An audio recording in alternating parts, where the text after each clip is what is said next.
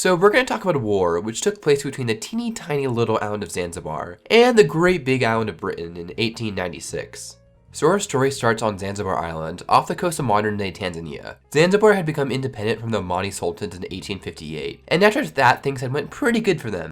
But that was because they made shitloads of cash off of the slave trade. So Britain came with a fleet in 1873 and threatened to blockade them if they did not end that slave trade. Because remember, conquering a fourth of the world for tea and then denying those conquered people the right to self-determination is okay. But slavery? Yeah. That's where the British draw the line. The Zanzibarians agreed, and as soon as the British left, the Zanzibarians were like, "Aight guys, coast is clear," and went back to enslaving people. After that though, things were relatively cordial between the two nations, and Britain recognized the Sultan of Zanzibar.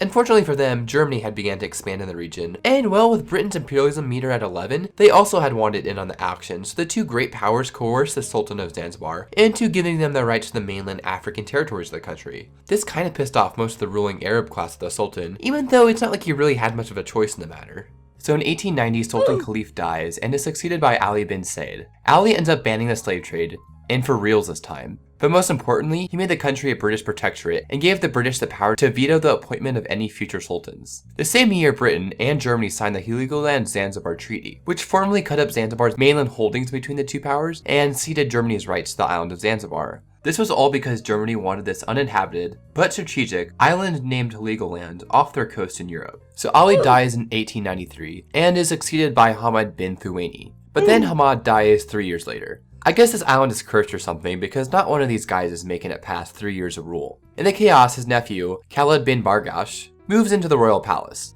without British permission. Big no-no. British consul Basil Cave kindly asked Khalid to reconsider his actions, as they preferred Hamoud bin Muhammad, who was more of a suck-up to the British, for the sultanship.